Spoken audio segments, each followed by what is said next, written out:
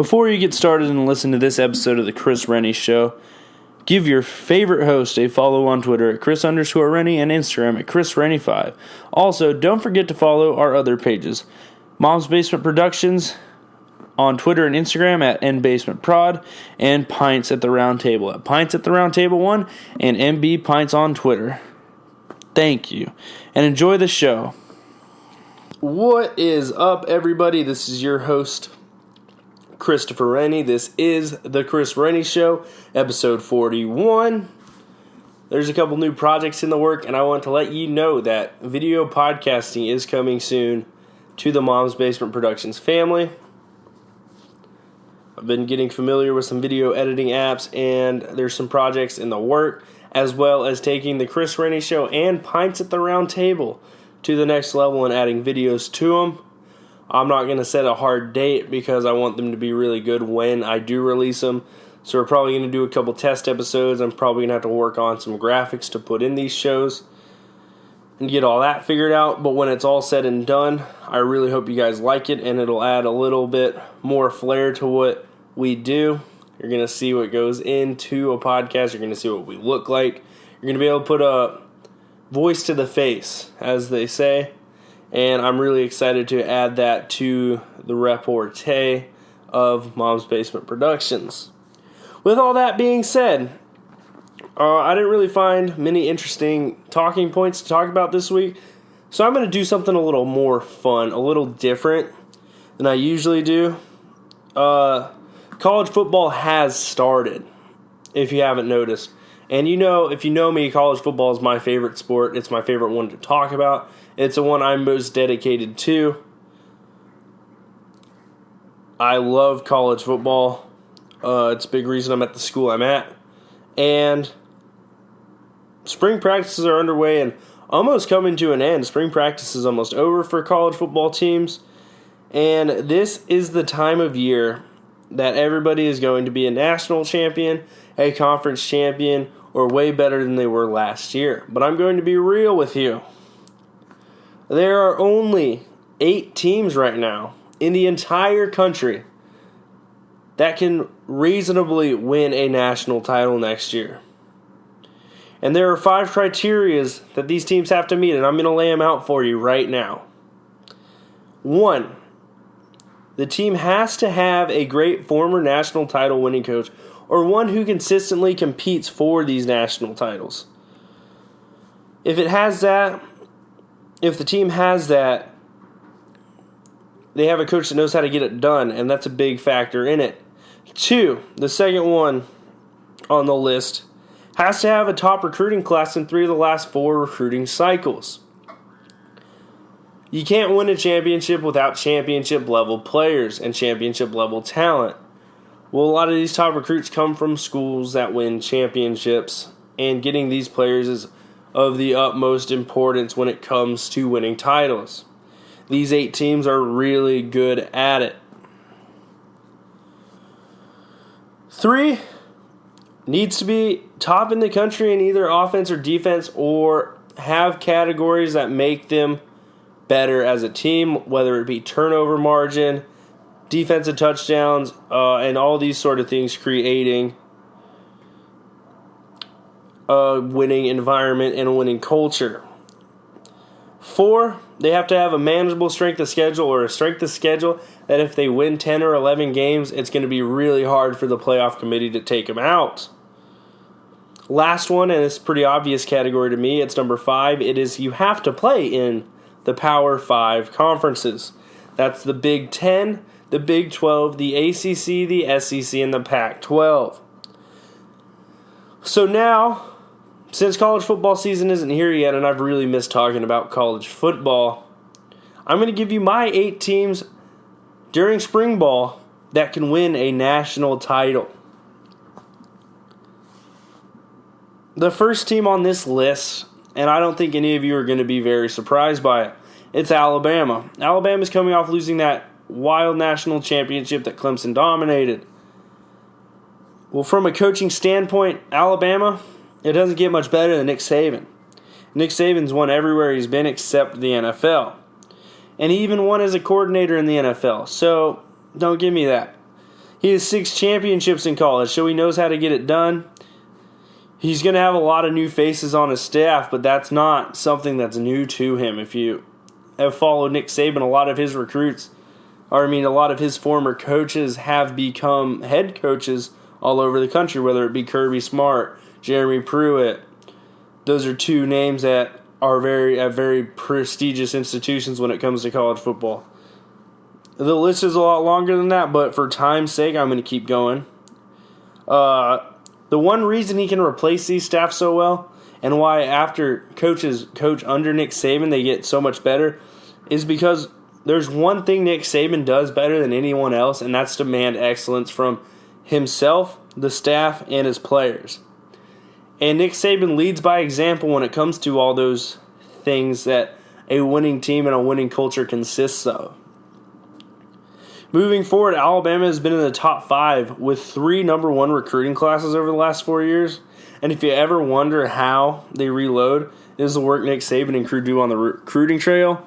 This comes back to what I said about demanding excellence in everything they do. Recruiting is a big one, and Alabama's been a recruiting juggernaut since Nick Saban's taken over the job. Ever since they lost to the University of Louisiana Monroe, they haven't looked back once. And in that time, they've had 5 national titles, and they've played in, I think, 8 or 9 of them. So they're always there in the end, and they usually win it. From a ranking standpoint, last year was one of their best on the offensive side of the ball, and as usual, they were great defensively. On offense, they were the number 6 offense in the country, and that comes from being led by Tua Tagovailoa. Losing some of those players in Jordan Judy and Josh Jacobs, or not Judy, but Josh Jacobs is a big loss. Most of their receiving core is returning, and that was an extremely explosive team from a passing standpoint. The other stats that should not go unnoticed are the 5 defensive touchdowns they scored and their turnover margin being +6. They're usually a little better at holding on to the ball and usually have a double-digit turnover margin. Last year wasn't the case, but they do have a gunslinger flying Hawaiian at quarterback. Alabama does have a tough schedule. They have that typical SEC West schedule, but they only have 3 major key road games you're going to have to look out for. The first being the Iron Bowl against Auburn. They have to play that in not Oxford, that's Mississippi. In Auburn, they have to play that in Auburn Stadium, War Eagle, all that good stuff. Then you got Texas A&M, who's a rising team. At Texas A&M, Jimbo Fisher was a guy who can compete with Nick Saban from a recruiting standpoint, from a talent standpoint, from an X's and O's standpoint. Jimbo Fisher's a great coach. And lastly, Mississippi State on the road in Starkville. Now, Joe Moorhead hasn't done the best job, and it showed that you still need the players to run an offense that as good as Joe Moorhead's. And in the SEC, it's a little different. There's a lot less finesse and a lot more power. So, Mississippi State, I know they've been down since Dan Mullins left, but at the end of the day, I really do think going into Starkville is a difficult thing to do. And Mississippi State's a game you got to watch on Alabama's schedule because historically Alabama does have lapses against teams in Mississippi. So I'm not going to do this for every team, but one thing I would watch out for and a weakness for him is to his health and the coaching turnover. Good coaches are replacing him, but that's bad for cohesion.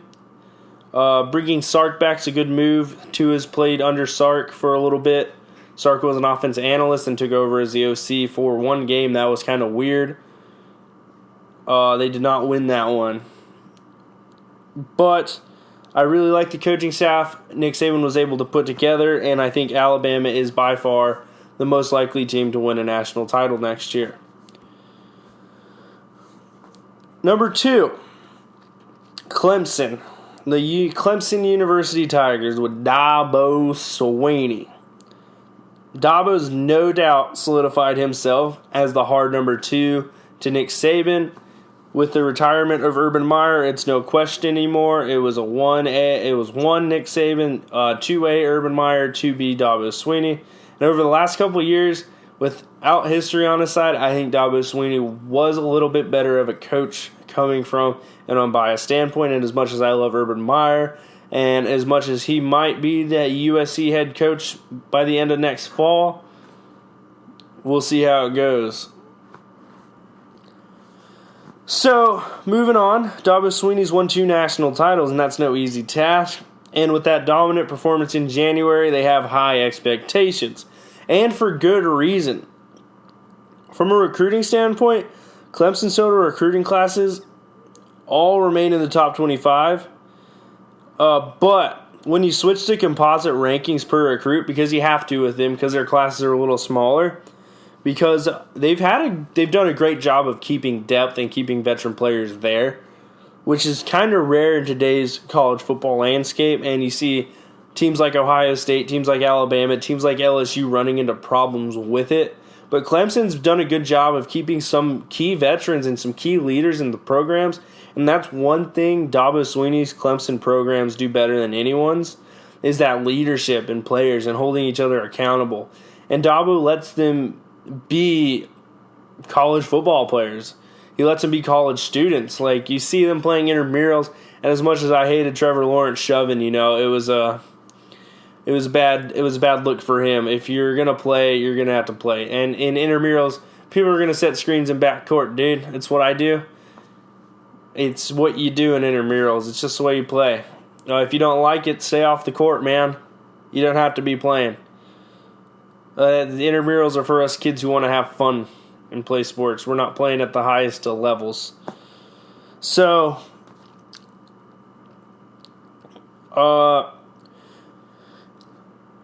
besides that point and that tangent about intramurals, Clemson's recruiting classes are still in the top 5, 3 of them in the last 4 years when it comes to total composite ranking. And that means their average player ranks as the number 3 team in the whole country when it comes from recruiting a specific player. From a ranking standpoint, Clemson was 3rd in total offense. That was large part in their returning tandem of Trevor Lawrence and Travis Etienne. Defensively, they're not slouches, consistently ranking in the top 25 in all categories and leading to a 5th-ranked defense last year. They have a ton of talent, and with players like Trevor Lawrence, Travis Etienne, and Justin Ross returning, Murray Rogers and on offense, and then you have Xavier Thomas and Shaq Smith and a bunch of talented incoming freshmen. This team is reloading as it has in the past, and they should be able to continue the path of greatness they've laid out for themselves. From a schedule standpoint, opening the season against a triple option team like Georgia Tech, it's tough, but guess what? Georgia Tech's got a new football coach, and Georgia Tech's going to be a retooled team with triple option personnel trying to run a new offense. That should be fun to watch, and Clemson should probably mollywop them up and down the field until Georgia Tech gets better later in the season. They also have Texas A&M following that game, and that's their toughest road game, and then they only have real tough road games against NC State and rival South Carolina. Both teams should be good this year, but NC State's losing their quarterback in Finley. So their schedule is probably the easiest on this list of 8 teams, and I really do think that plays very favorable to the amount of talent they have. The only thing I could see them is taking a team too lightly, like Ohio State did with Purdue, and getting upset, which almost happened last year against Syracuse, and Syracuse almost put on one of the best upsets in this decade. Trevor Lawrence got hurt. If he goes down, it's not looking good. They have a big-time quarterback recruit coming in, but you still don't want to plug in a true freshman or a redshirt freshman with little experience when it comes to playing in a close, tight conference game. So all in all, I really do think scheduling is one of the most favorable parts about Clemson as a team. That's not the reason they're going to possibly win the national title this year. They have a ton of talent. They have one of the best coaches in college football. They're going to be a great team regardless of their schedule. It's just their schedule's also pretty easy, so that plays in favor to them. So that moves me on to number 3 on the list. Call me a homer all you want, but that does not change the fact that from a talent standpoint, Ohio State meets all the criteria. The only 2 things that are worrisome about this: Ryan Day's a first-year head coach, but he was 3-0, and he won a big-time out-of-conference road game against a tough, well-coached Gary Patterson TCU team last year. He was one of the hottest commodities in coaching prior to taking over as Ohio State, and if he didn't get the Ohio State job after Urban Meyer retired, he would have got a big job somewhere else in the country. Getting a player like Justin Fields is awesome, but Justin Fields really hasn't played much at this level. He played in a couple games last year and then decided it wasn't enough for him, and then the whole thing happened and he got his waiver to transfer and play right away, so that's awesome. He's going to play.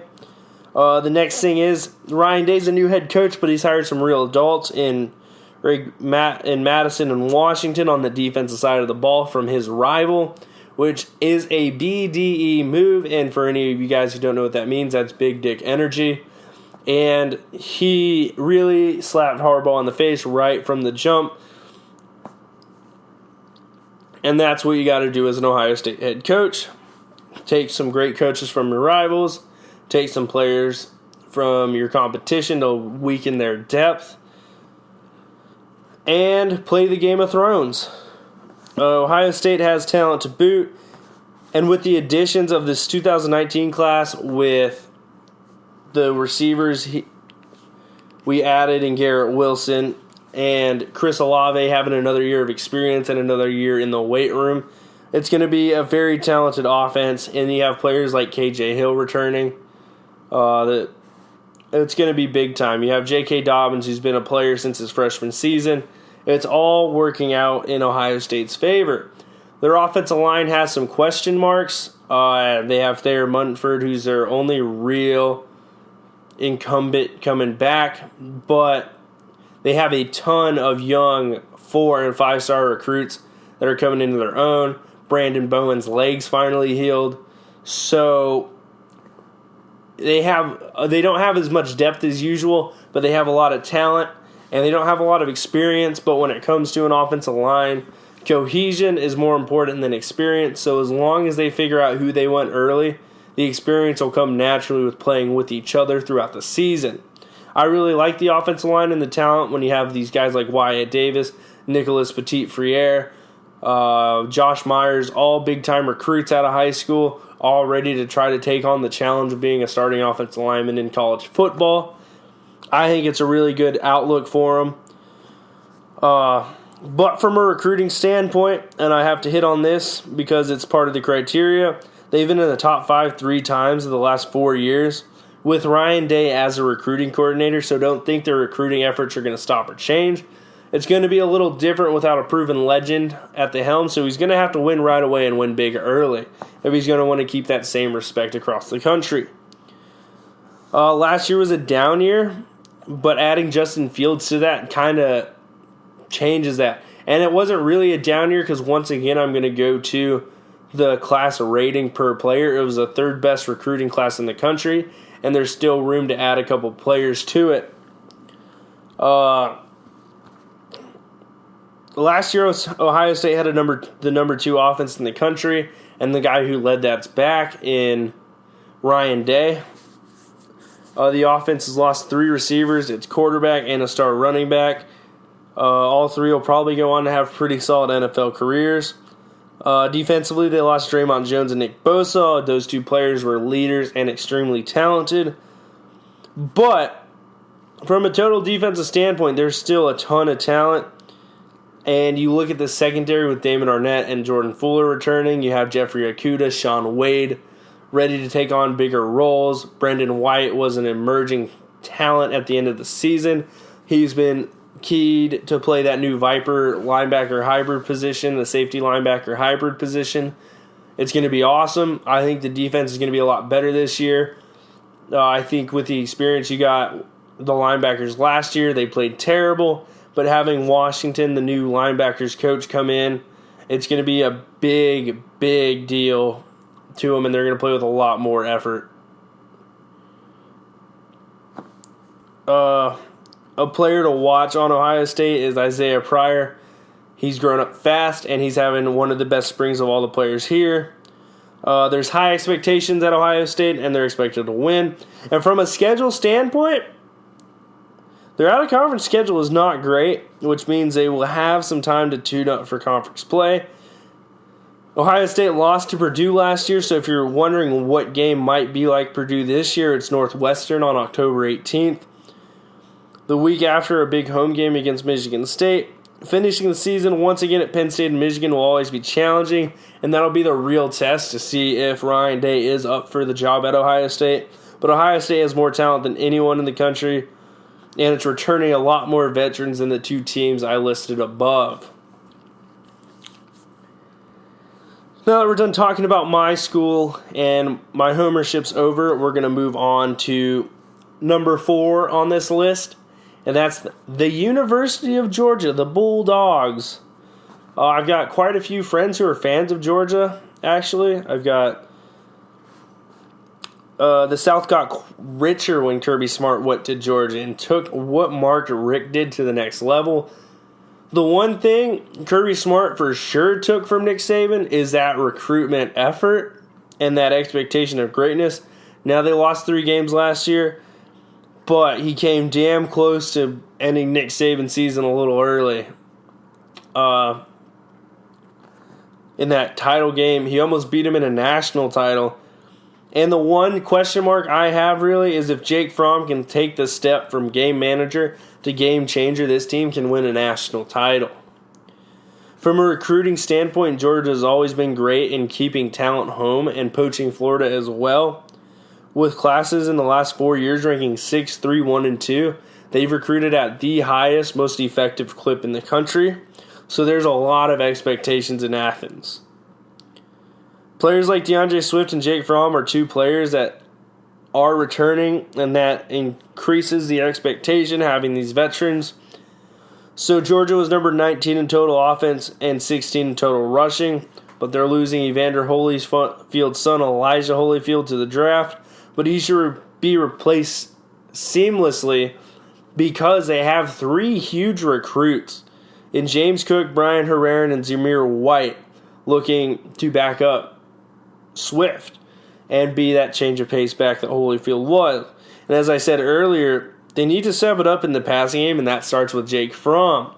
They didn't touch the top 50, and that's not something that's conducive to winning a national title.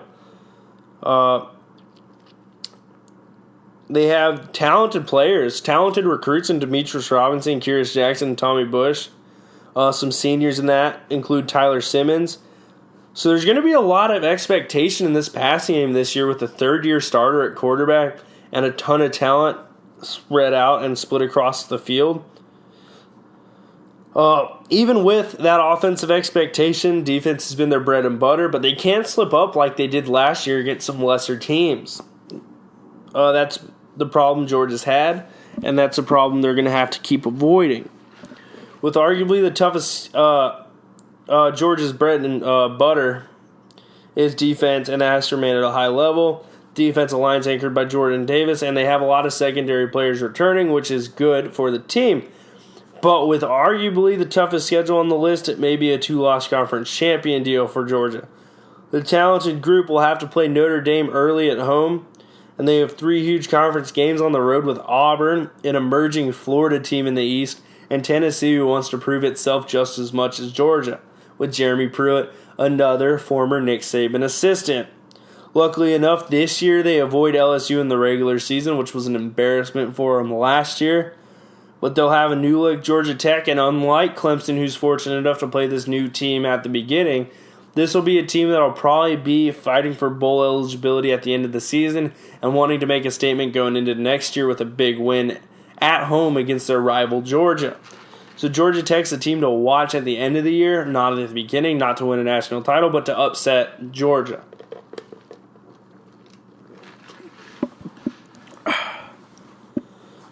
I really do like Georgia as a team, though. I really like what Kirby Smart's doing there. They're fun to watch. Jake Fromm is a good dude. I really hope great successes for him. If you haven't watched QB1 Beyond the Lights, and you'll get to see who that guy is more so. So, number 5 on this list, and this is the first team where I feel the talent exceeds the coach's ability to maximize it. That's LSU. No hate on Ed Orgeron. I love the guy. Half the time I can't understand the guy, but that's okay. His players play hard for him. He's won at USC and LSU, both in dire circumstances when he took over at the helm and led them. Last year they were better than expected and found their quarterback in Joey Burrow, which is huge when it comes to winning a national title. And if you haven't realized it, all 4 teams in front of me, I've mentioned quarterbacks. So from a recruiting standpoint, they've been in the top 10 3 of the last 4 years, which is a big step up in continuing forward to playing at a championship level. LSU is one of the better teams in the country at playing the transfer market, whether it be grad transfers or junior college transfers. In Burrow, adding a player like him really solidifies the recruiting efforts, especially when you're not landing quarterbacks that meet the standard of a championship contender. They're one of the teams that loses a lot of players to the draft, but they haven't really been as close to the national title as the Clemsons, the Ohio States, the Georgias, as they'd like, but it shows the talent that is in Baton Rouge, Louisiana. I'm really excited to watch Joey Burrow another year. He's a former Ohio State guy. I really like him. But when you saw Dwayne Haskins play last year, you can tell that they were on different levels. The teams after this point have been great on one side of the ball, not so much the other. LSU is the case offensively. They weren't that great, similar to Georgia. They didn't make it into the top 50, and that's with a 70-point game, so that's kind of crazy. They did not struggle to score a lot, but in some of their biggest moments, that offense shrunk and did not meet the expectations that they set for themselves. Defense, on the other hand, rarely struggled, and the defense was top 10 in turnover margin, which means they force a lot and give away a little. They have the talent to be top of the country in both and will have to be a true contender next year. The offense will once again be led by Joey Burrow, and with receivers like Jonathan Giles and Terrace Marshall returning, and the likes of Edwards-Helaire getting a bigger role, they should be explosive next year. The offensive line returns almost everybody, which is always big when it comes to continuing up the mountain. They're getting healthy again on the linebacker with one of their bigger recruits from the past returning in Chison. He's getting healthy, and they have 6 returning starters on a defense that's already pretty solid. From a schedule standpoint, they will have that SEC West grind. They have to go into Texas, and I really do think LSU is a more talented team, and this will really prove who Ed Orgeron is, because Tom Herman was a guy LSU really wanted, and he ended up taking the job at Texas. And LSU ended up settling for their interim guy, Ed Orgeron, who was their second choice.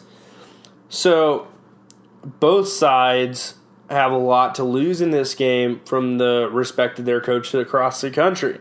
If Texas wins, LSU realizes they have a second-tier head coach and that they should have done more to get Tom Herman. That's not a good look.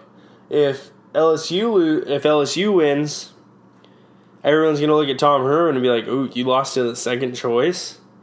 And that's not a good look either. So that's a huge game to get started, and there's a lot of pressure.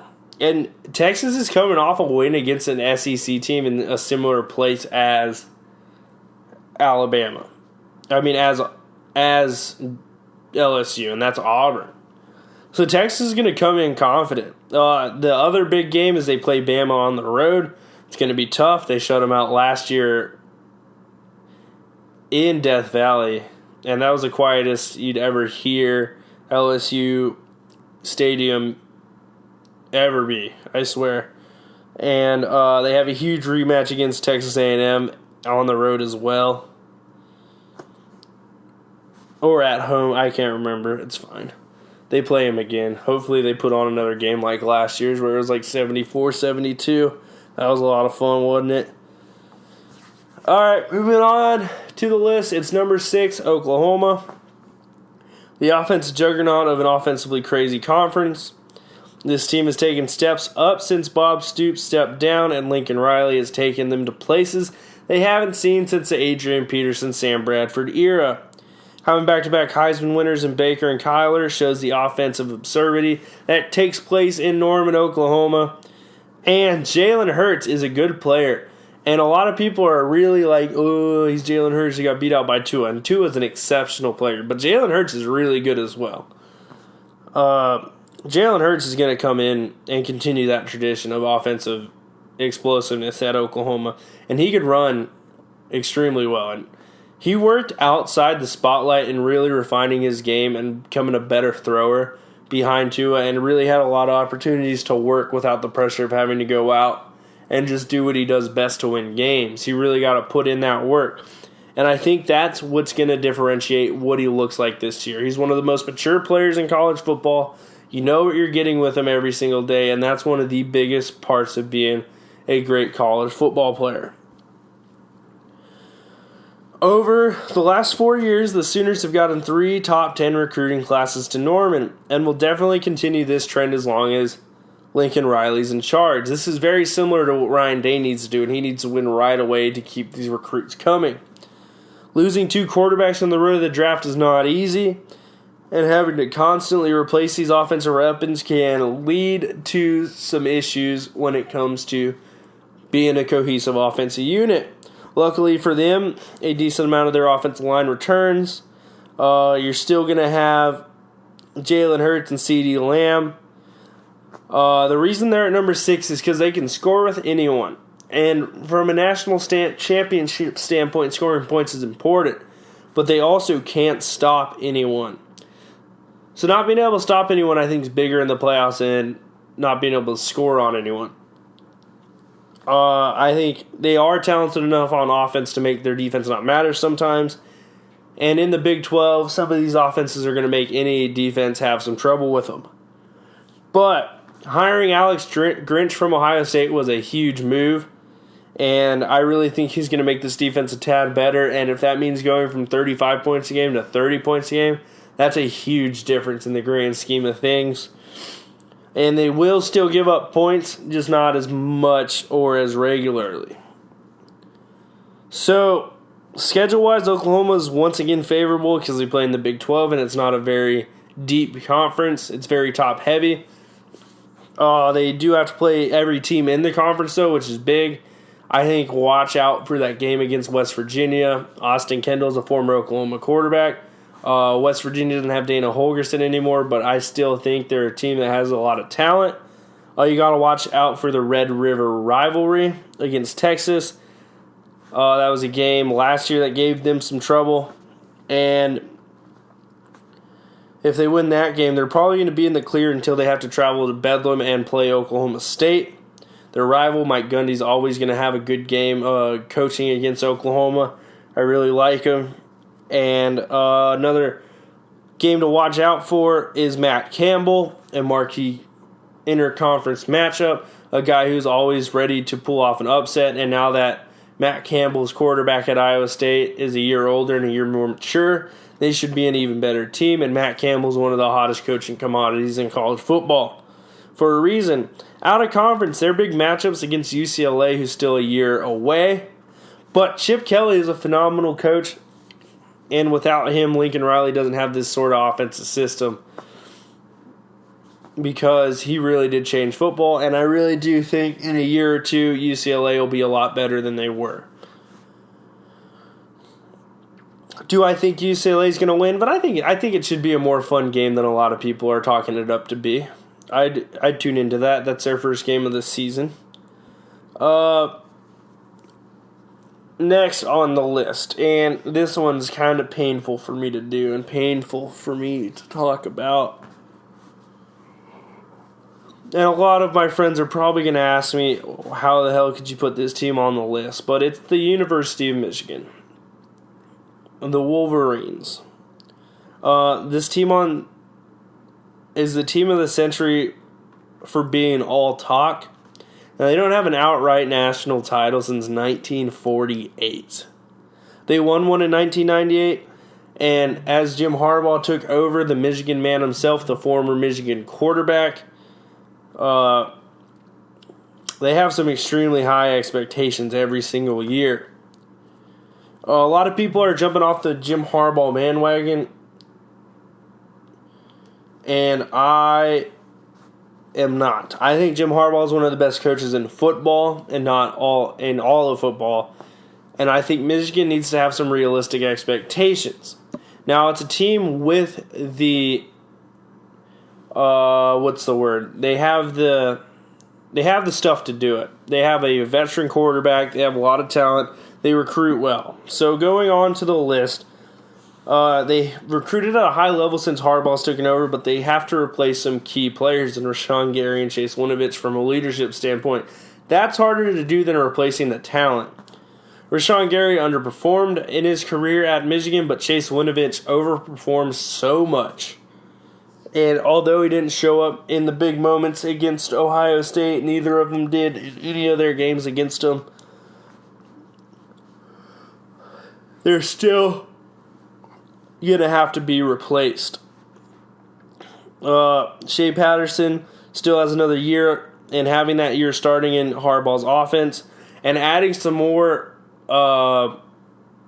concepts that fit the way he plays is going to be huge. They have receivers like Peoples-Jones and Tarek Black returning. I think they're going to be good again. Last year, Michigan led the country defensively and had the number one ranked defense from a yards per game standpoint. They're absolutely great. Sans one game. Ohio State, got a cold. As I said earlier, losing Gary and Winovich will be a big blow. But this is the position that has been recruited extremely well under Harbaugh. They've had really good defensive line players since Harbaugh's got there. And examples are Kwity Paye and Carlo Kemp. Both were high-level recruits out of high school and have been pretty good players throughout their careers out of Michigan so far. The only thing they did great last year on offense was not turn the ball over, which is huge. But the run game is going to have to be better, and I don't think Chris Evans is going to be the guy this year. He hasn't really been his whole career. They've usually used 3 or 4 running backs, but this year I think they're going to have a true workhorse back in Christian Turner. He's a redshirt freshman. I think he's ready to take on a huge role for the University of Michigan, that school up north, and he's going to be a solid player. He actually, from a physical build standpoint, looks a lot like a former Michigan running back in Mike Hart. Chris Evans will still be a big pivotal part of the offense, but I think Christian Turner is going to be the featured back. Schedule-wise, they have one of the toughest schedules to endure, and that's why they're number 7 on the list. They have to travel to Madison, Wisconsin to play the Wisconsin Badgers, and Happy Valley to play the Penn State Nittany Lions. To start the year, they play Army, and if you ask Oklahoma, that game's not a walk in the park at all, and they've become one of the more upset-worthy opponents in the country. Add to the list that they play Iowa, Michigan State, Notre Dame, and Ohio State in the year. It's not going to be easy, so Michigan fans have realistic expectations. But if you make it through that gauntlet with one loss, there's a good chance you could be a one-loss college football playoff team in the end. And once you get to the playoff, I mean, anyone can win, really. It just takes 2 or 3 games of being great. So, last on the list, number 8. And you're going to think I'm crazy, but you got to hear me out on this one. They have Jimbo Fisher. It's Texas A&M University. They have Jimbo Fisher and a ton of oil money. Kyle Field's been renovated to the tits, and it has so many new features, and it has so much more space for their players. They have one of the best home field advantages in the 12th man. I think it's one of the coolest places to watch a game. I want to really watch a game there. I love watching them on TV. I think it televises really well there. It's one of my favorite stadiums to look at in all of college football. Jimbo Fisher's won championships, and with all the money they've been able to get the amenities that attract top-tier talent. That being said, Kevin Sumlin wasn't a bad recruiter. Kevin Sumlin got a lot of talent, and he really underperformed with the talent he had. Offensively, Texas A&M is going to be great again. It's going to be what they do on the defensive side of the ball, and that's where Jimbo Fisher is going to have to really fix his team. From a recruiting standpoint, like I said, someone did not leave Fisher in a bad place, and they've had 2 top 20, 1 top 10, and a top 5 recruiting class, respectively, in the last 4 years. Jimbo Fisher's a little bit better of a recruiter, but top 20 recruiting classes have a lot of talent. The top 5 recruiting class is something to look out for over the next couple years. Players still love to go to Aggieland, and in bunches, as you can tell. And a coach of the caliber of Jimbo Fisher can lead this team to 10 or 11 wins. The defensive question marks are going to be answered by Anthony Hines, who's already getting a ton of draft buzz for 2020. Montez Sweat's the big freak athlete this year. Hines sort of fits that same category. They also have Bobby Brown, Leon O'Neal. They're going to play big parts in this team's success. But this team's going to be driven by their quarterback, Kellen Mond, taking another step in his development. Once again, the most important thing in college football is having a top-level quarterback. If you look at Kevin Sumlin's success, a lot of it aligned with the quarterbacks, whether it be Johnny Manziel or Trevor Knight, both really talented quarterbacks. And then you go into all 7 teams on this list. I talked about their quarterback for a reason. I think the worst quarterback on this list is Shea Patterson of the 8, but all 8 of these quarterbacks are really good. Shea Patterson shrunk in the moment. I think Kellen Mond lived for the moment. I think that's the difference of these two. I like Jim Harbaugh as a coach a little bit more than Jimbo Fisher. It didn't help that Jim Harbaugh had to play a legend the last 6 years and lost to him. Urban Meyer's one of the best football coaches of all time. You go through the list again, I'm going to label them off. The first team I think could win a national championship's Alabama. They have Nick Saban, and they retool and reload every single year. Number 2 is Clemson. They have the best quarterback in the country, in my opinion. Defensively, they always reload, and they're going to have another front 7 that's going to dominate the rest of the country. 3, Ohio State, new coach, new quarterback, but a lot of returning talent and a lot of talent throughout the entire roster. Number 4, Georgia. Kirby Smart recruits like an animal, like a bulldog. He's just always just going after it. Defensively, they should be fine. It's about Jake Fromm taking that next step from a game manager to a game changer. LSU's next on the list. If Ed Orgeron can maximize the talent he has on the team, they can compete for a national title. They have a couple tough games, but I think with Joey Burrow having another year of starting and some of these receivers returning and getting more of a cohesive relationship with Joe Burrow, they can be a really good team. Number 6, Oklahoma. The best team in the Big 12 consistently over the last probably 10 years. The offensive juggernaut of the offensive juggernaut conference. Oklahoma's the team to watch on the list because their schedule's pretty easy. They have a tough game in their rivalry game against Texas. But besides that, the only other 2 games that might challenge them are Iowa State and Oklahoma State. That, along with the talent they have in Jalen Hurts and players like CeeDee Lamb, they should be really good again. Number 7, Michigan. Jim Harbaugh is one of the best coaches in the country. If you don't think so, I don't think you know much about football. Yes, he's imploded recently at the end of seasons. He doesn't coach the big game all that great. He's way better when he's an underdog and not a top dog. But I really do think Jim Harbaugh is a coach who's going to win a national title eventually. they have a lot of talent. They recruited well, and the biggest issue on their list is they have one of the toughest schedules in the country, playing Wisconsin, Penn State on the road, and then playing Iowa, Michigan State, Notre Dame, and Ohio State. It's not going to be easy for them. And then number 8 on the list, Texas A&M. You may think I'm crazy. Championship-level coach, tough SEC West schedule. But if they make it through it and Kellen Mond takes that next step, they have one of the best quarterbacks in the conference and a ton of talent from their last 4 recruiting classes ready to roll. I really do like them, minus the fact they have to play Clemson, Alabama, Georgia, and LSU. But if they can get through 2 of those games, they can be a 2-loss team that makes the playoff. So there's the 8 teams. There's the highlight. There's my in-depth analysis on the 8 teams who can win a championship post-spring ball. Real quick, I'm going to give you 3 teams that just missed the cut and some quick reasons why. Texas is number 1 on the teams that just missed the cut. I thought Texas and LSU are in very similar places. I think they're both trying to prove themselves and become a nationally title-relevant team.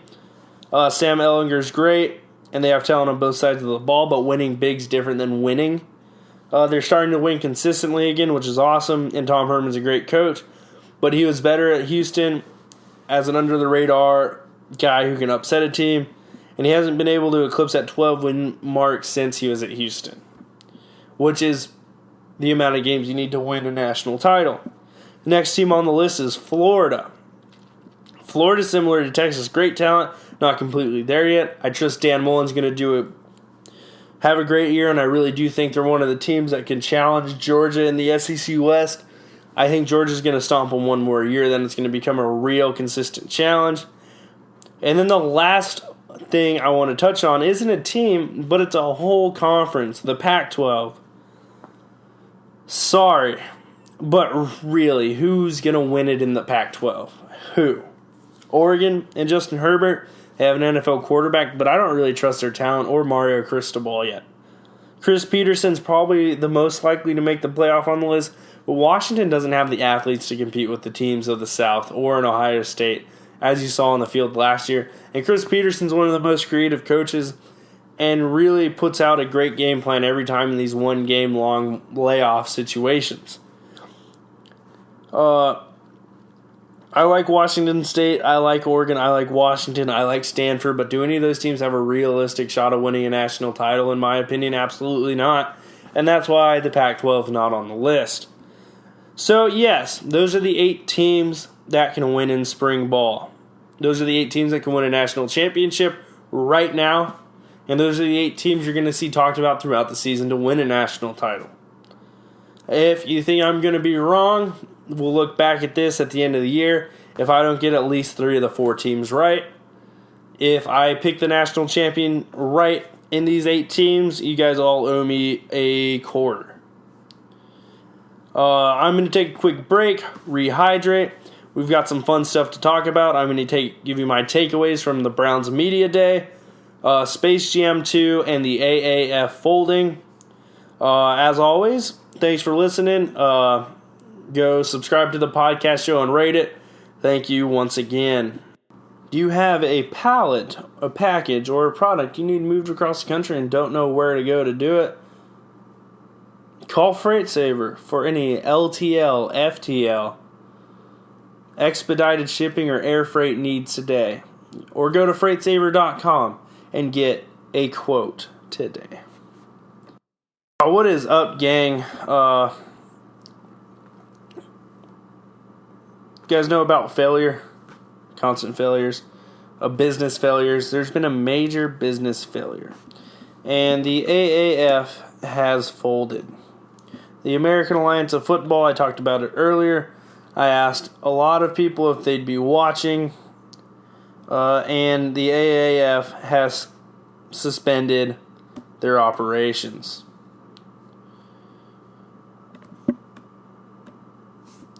A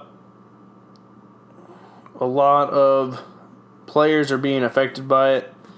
The one thing that really stood out to me was the injured players losing their health insurance. I think the least you can do is play some of these guys' health insurance until these injuries heal. There's been some issues, and Thomas Dundon, the owner of the Carolina Hurricanes, pledged an investment of $250 million into the league back in February, promising the founders, Charlie Ebersol and Bill Polian, that he would keep them afloat for the foreseeable future. Ebersol and Polian have spent the last few days frantically searching for a plan B, especially given that the league had a prime television spot on CBS for this coming Saturday. This is being reported by Sports Illustrated. The game was featuring Johnny Manziel, a newly signed player in it. And the saddest thing is, I'm not going to say I'm surprised. So, a couple things I want to go through for a league to be successful. Like this. I think pairing with starter for their uniforms was a bold move.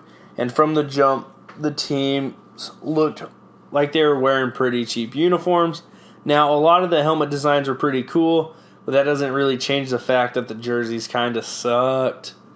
From a television standpoint, it's football. It's going to televise well. It's going to look good. But without name recognition and brand recognition, it's going to be really hard to want people to be interested by it. Now, a lot of people love watching football, but at the end of the day, there's a reason you see the Patriots, the Browns, the Steelers, the Dolphins, these NFL teams make so much money, the Cowboys. It's because when you see their logos, when you hear the name, you know who they are. The San Diego Fleet, the Orlando Apollos, these names make no sense. I think they rushed into this league. I think if they had the investors for it to be successful, there's a better chance. But the fact that early on in the season they had to get another large business investment from Thomas Dundon, who's about to eat $60 million, is huge. And, you know, you had some big-name coaches, some players that I knew, but a lot of people who don't really follow football closely would know. The likes of a Mike Bercovici, the Arizona State quarterback, Cardell Jones. These players are fun to watch, and I enjoyed watching these games. But sitting and watching these games and having every week to tell my friends that this is a new football league kind of shows that the only people who really care about it are football junkies like myself. The NFL doesn't want a minor league for a reason. They have practice squads. I don't think they tried NFL Europe. It doesn't televise like it should. And the only really big thing, the only reason the G League works, the only reason minor league baseball works, is because they have the backing of the main league. So the NFL does not back one of these minor league teams. It's not going to back the XFL. It doesn't back the Canadian Football League. And it won't back a league who's trying to compete and take its players like the USFL. It's hard because the NFL is such a big brand, a big name. It's not really going to be touched. It's the biggest sports brand in the United States, and it's globally recognized as one of the best leagues in the world.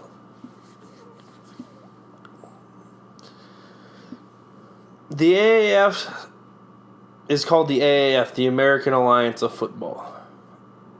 That is a horrendous name. No offense. Leagues like it, like the United Football League and this West Coast Football League that's getting started by Doug Flutie and co. on the West Coast, I think they have better chances because they're localized. When you localize these leagues and put them in a specific area, it makes for local communities buying in.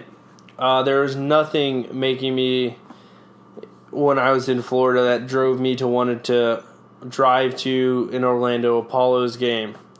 I know Birmingham was one of the more popular teams, and they had former Alabama stars on their roster. That worked. That was cool. But nationally, it just made no sense. And until the NFL backs one of these minor leagues, it's not going to work. It sucks to say it. But even with all the football junkies in the world, it's still not enough for a network to make big money off of it. It's why minor league baseball is not televised. It's why you don't really see G League games unless you seek them out. There's a reason these games in the minor leagues aren't televised. And I do think of all the sports where a minor league can survive on TV, it's going to be football. But that's only if the NFL decides to back it.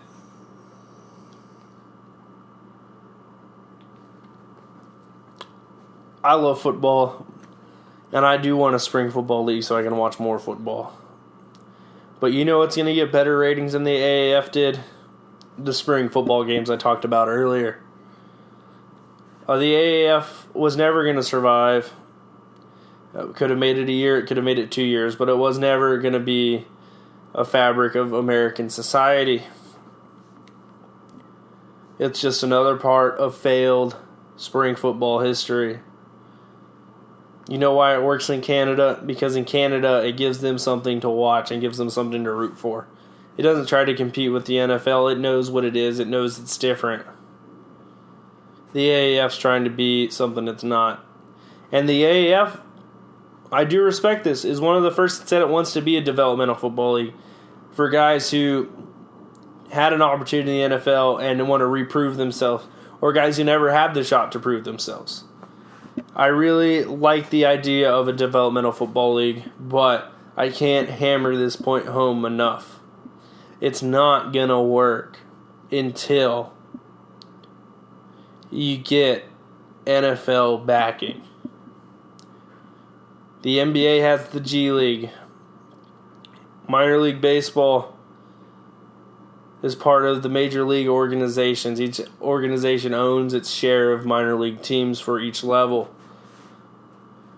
In soccer, you have the youth leagues. You have the English championships divisions. You have the La Liga 2. You have these lower level leagues that work their way up into. But there's not going to be a relegation system anytime soon in America, so that doesn't work. It's going to have to follow what the G League has become.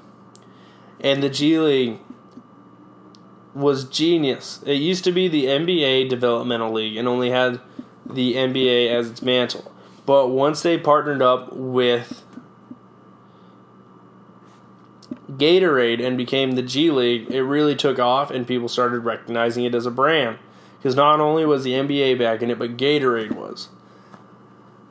The one company I can see helping form a minor league football entity and it being successful, and you're going to be crazy, but they're two of the biggest brands in the United States of America.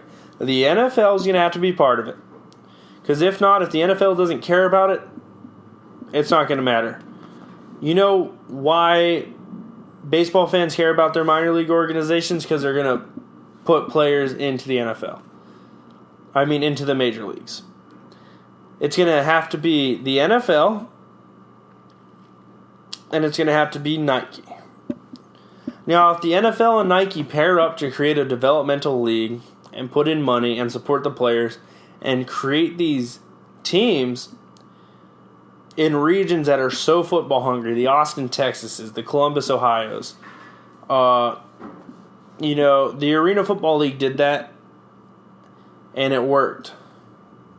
And the Arena Football League knew it wasn't the NFL. They knew they were different. And they used basketball arenas. There's already a ton of football stadiums built, so you don't need to find your own. I really think if the NFL and Nike wanted to start a developmental league, the NFL, the Nike Football League, a developmental league for the NFL, it'll work out perfectly. The swoosh league, I don't care what you call it, but you need big money in football. And once you get in on the NFL and have the NFL network and TV deals, you can force your audience to watch it. And with that money they can take the time to fully market this thing and create this little entity of minor league teams in local areas. You've got the Cleveland Browns. You got the Columbus, whatever you want to name them. You've got the New England Patriots. You've got the Providence Rebels. I don't know. The Miami Dolphins. The Orlando. Exactly. You know, you have all these cities, and you can pair them up. And you go to Texas, you've got Austin. You've got a ton of cities there. Los Angeles, you could have a Long Beach team. San Francisco, Oakland, you could have a San Jose team. There's tons of these ways you can do it, and I know it probably won't work unless you make the fans of the current teams in the NFL care about these minor league teams, because that's what happened with the AAF. It was fun watching some of these former college players I like to watch again, but it wasn't fun enough for everyone else. And that's something where you really have to self-evaluate. Because football's great, but football's great with the brands that have made it great. Oh, that was a tough one to talk about because I really wanted the AAF to succeed.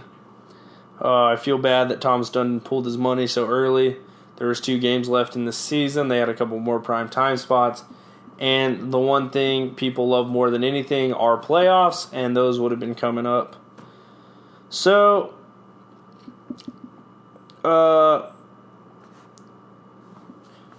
Space Jam 2, it's coming. And the Lakers are missing the playoffs.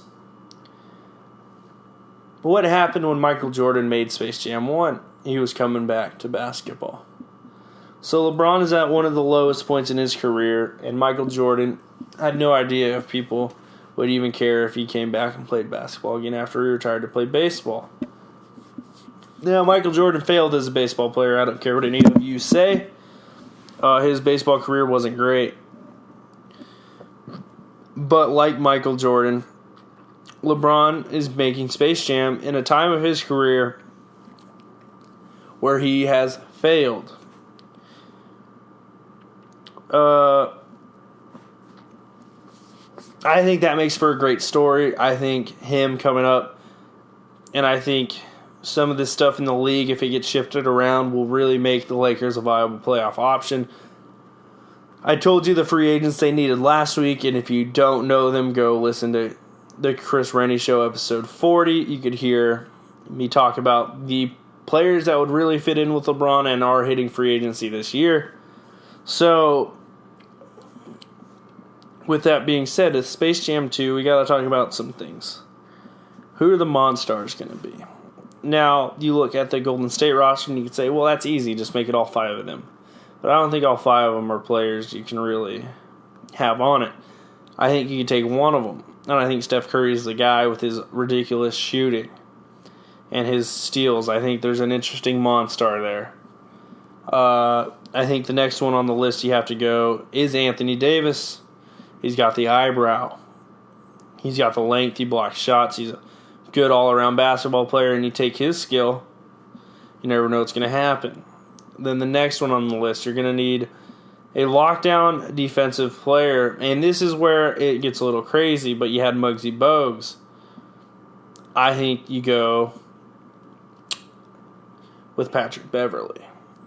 Oh, he's a nobody. Yeah, but what do you need to stop LeBron? You need a pesky defender, and that's Patrick Beverley. And if you're going to make them Monstars, you might as well get a real-life Monstar on the court. So you've got Steph Curry, Anthony Davis, Patrick Beverley. So you need one more wing player and another big. So on that next wing player, you need a sort of Charles Barkley type guy.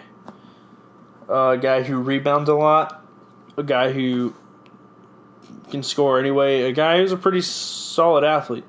And I think Giannis is a very logical choice.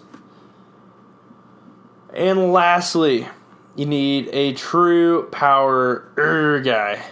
And I know I said earlier that I wasn't going to use too many Warriors, but I just think if Draymond Green's not on this Monstars team, I think it's a criminal to all basketball fans everywhere.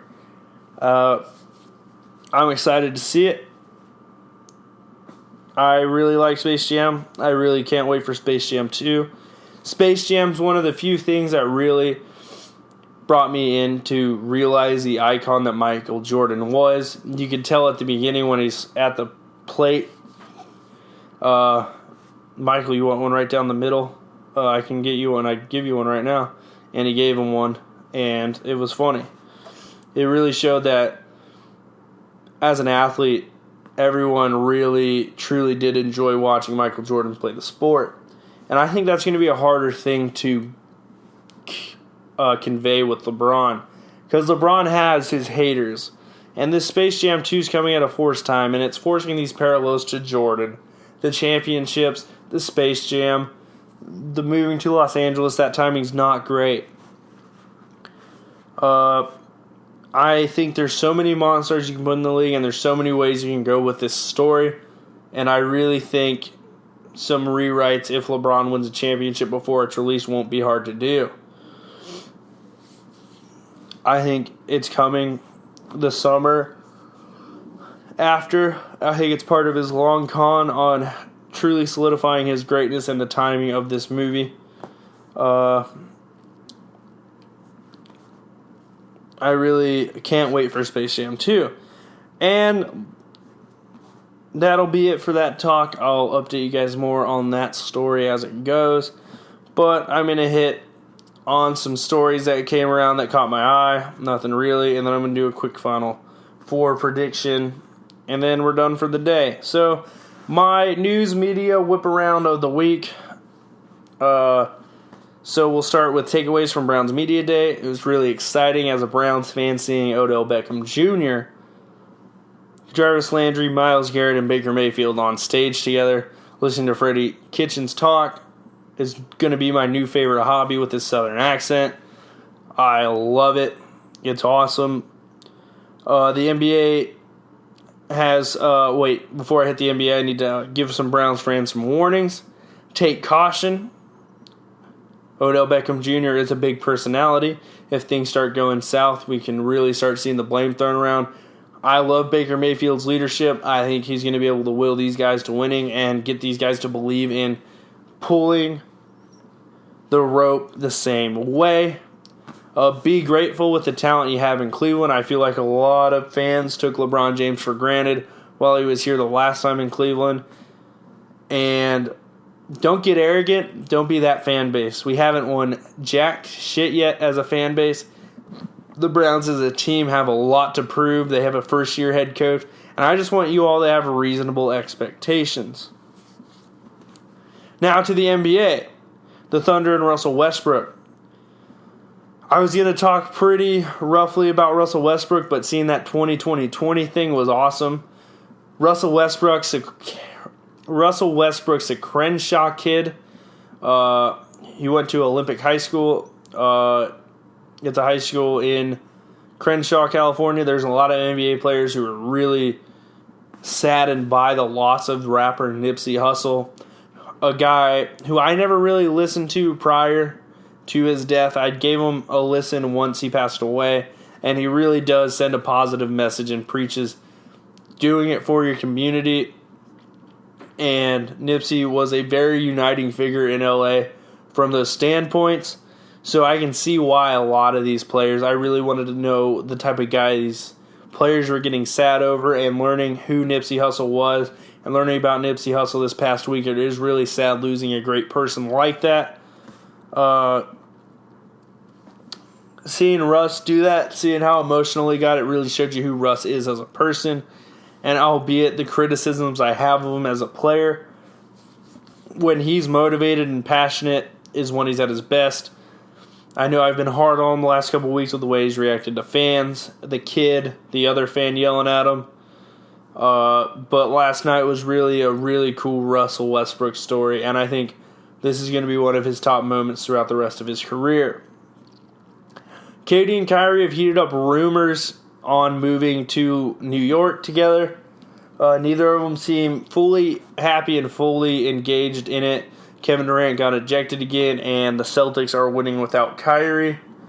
Both feel underappreciated, undervalued. And I will tell you this and warn both of them that if you go to New York and fail, you're going to feel really underappreciated and undervalued. More than in Boston, more than in Golden State, who are just grateful to have a star player. Boston's a major sports city. Kyrie Irving's a major sport athlete. But New York's an even more major city than Boston. Sorry, it's just the truth. New York City is one of the biggest cities in the world. And when stuff is done in New York, it's just done bigger. I think KD and Kyrie would be a really fun sports story to have. In New York, I don't think either of them can handle it. But I think that would be part of the fun. I'd love to watch them play in Madison Square every single game. I think they're both ultra-talented players. And whether I respect KD as a person for the move he made to Golden State, still watching an ultra-talent on a team try to re-establish one of the most storied franchises in the world in the New York Knicks, one of the most valuable franchises in the world in the New York Knicks, it's definitely going to be cool to watch.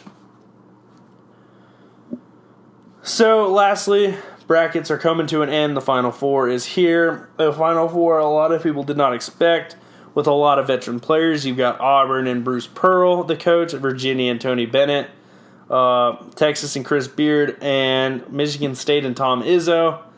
I've got them written in order. Their matchups, Auburn, Virginia.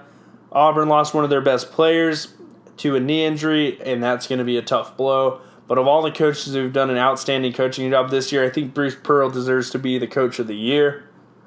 Bruce Pearl has brought basketball to Auburn, and with the celebration at Toomer's Corner, I think they are a team that can really win this thing. I'm rooting for Auburn. I think Auburn's going to beat Virginia, and then it's going to be anybody's game in the national title. I think they're one of those teams who sort of got some magic behind them.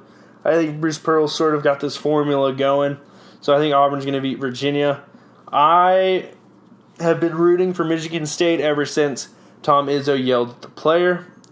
You can tell that Michigan State's been a more motivated team since that incident, and they have been playing exceptional basketball, and that led to them beating Duke. I had Duke winning it all, and that officially ended my bracket. I had a Duke-Kentucky championship. I bet on the young guys. And I think Michigan State, I think Tom Izzo's coaching experience, I think Tom Izzo being in that big moment and have been here before, he's come up short a couple of times recently, but I really do think Michigan State's got that same sort of feel with all the bad news and all that. They still came together and have been a great team throughout the tournament. So I really think it's going to be an Auburn-Michigan State championship. I wouldn't quote me on this because if you look at my bracket, it did not go well. So all in all, all right. All in all, I'm going to enjoy the Final Four with no bracket at stake. So here we go. So that's going to wrap up this show. Hopefully you guys enjoyed the college football take. As I said earlier, look out for us on the videos coming soon. Look out for a completely new podcast video project and one for the ages.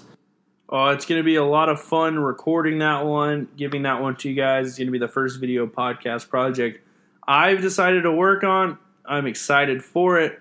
I hope you guys are too. All in all, follow me on Twitter at Chris_ or MB Chris Renne. Now I switched it. And Instagram at MB Chris Renne.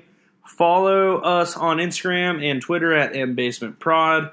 Like us on Facebook at Mom's Basement Productions.